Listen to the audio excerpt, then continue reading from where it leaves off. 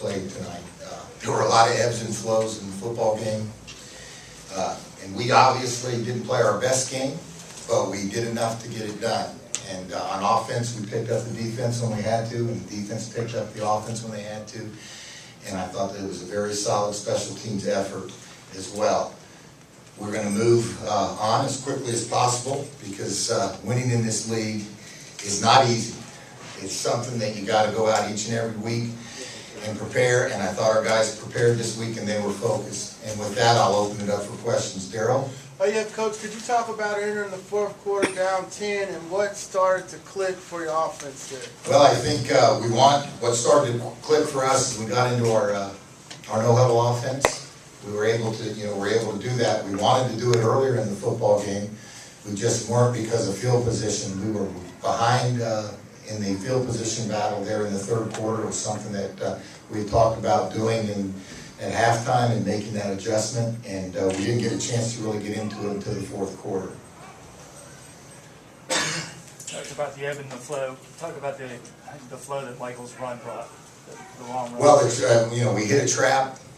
Michael Turner's trap was a big play in the fourth quarter of the ball game.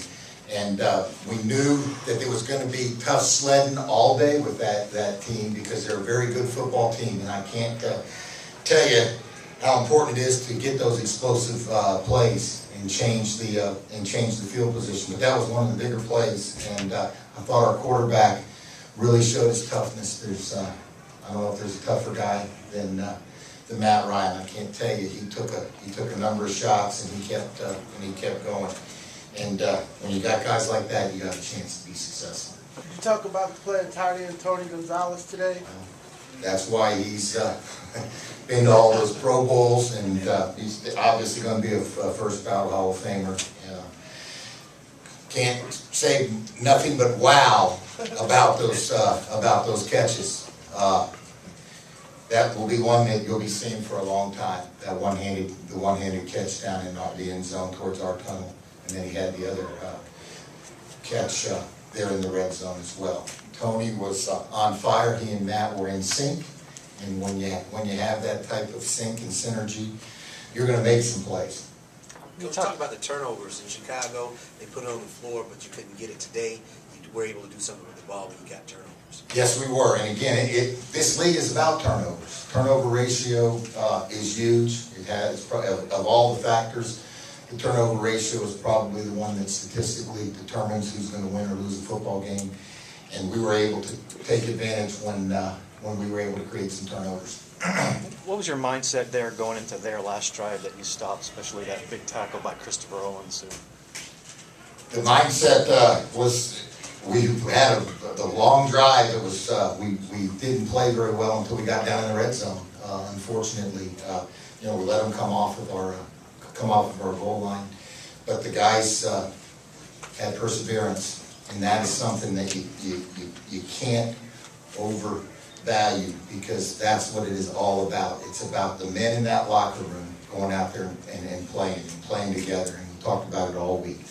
Coach, can you talk about that? I think it was the 1st and 17 last drive. Michael Turner has the big run. You guys ran the ball in that last drive. The offensive line really seemed to blow him up at the end. Yeah, it was very tough sledding all day. That's one of the top defensive lines in the league, and they do a great job with their rotation. We knew it was going to be tough sledding. We hit them early with some things on the first drive, and we didn't give it up.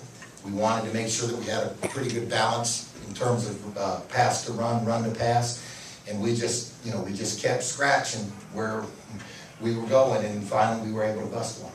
Coach, could you talk about your changes on defense with Sanders and Hayden starting tonight in the nickel? Most certainly. Again, we as a coaching staff are always going to evaluate, and it's our job to try to put the best guys that we feel will give us the best opportunity to win a football game. And it was our decision after the competition during this week that we were going to start James Sanders at the safety position, and we were going to start Kelvin Hayden at the nickel position.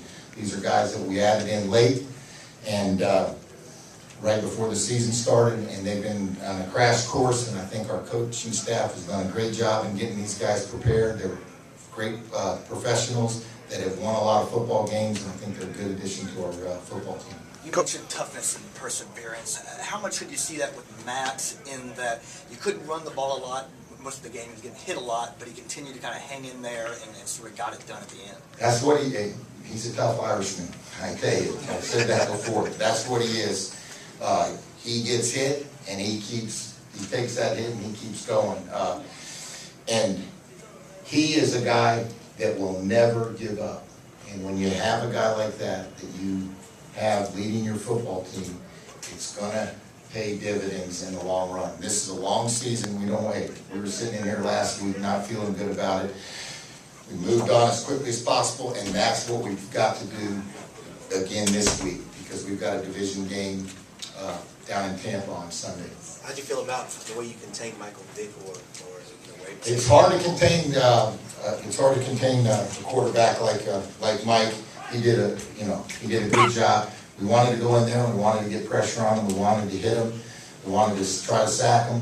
And I thought that we executed the game plan. We mixed it up in terms of what we were trying to get accomplished. I'm just curious about that. Okay. Chris. I'm just curious about your mindset in the last, going into that victory formation a little bit early. Yeah, well, that was probably a coaching error. We needed to probably run the ball once, okay?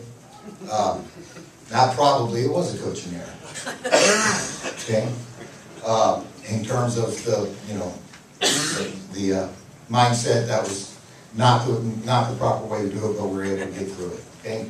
We don't play perfect games. We don't coach perfect games. But that was the situation. What was the atmosphere like at halftime after Ray Edwards made that big fumble recovery? Instead of being down, you're up.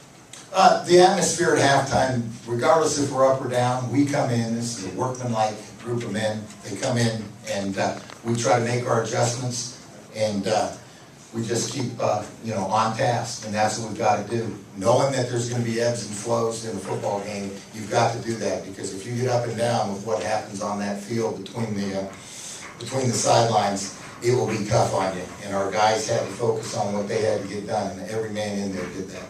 Was it a certain chippiness to this game? It looked like Matt took a hit to his helmet. Dante got called for one. Yeah, I don't know that there was chippiness. It was a physical football team, physical football game. Those are two good football teams that played out here tonight. And in terms of Dante's, that was not a defensive player, in my opinion. It was called a defensive player. It was not a defensive player. He was a runner. He had taken 2 steps. It was a clean shot, the way we coach it. The flag was thrown, so it was a penalty. But in my opinion, it was not a defensive player. The ball was caught, and he was running. And I don't know if it even was hit to the head. Coach, talk about that last scoring drive. You got Jaquiz in there, but talk about his change of pace. We felt like Jaquiz was going to be a guy that we could bring in and change of pace. And, we came back with the run that got us down there. When Michael ran it, we ran the same run. Jaquiz had the same type of results. It was very good blocking up front. Jaquiz is short, but he's not little. This guy is a big, strong man that can break through tackles and arm tackles, and that's what he did today. Coach, do you think it's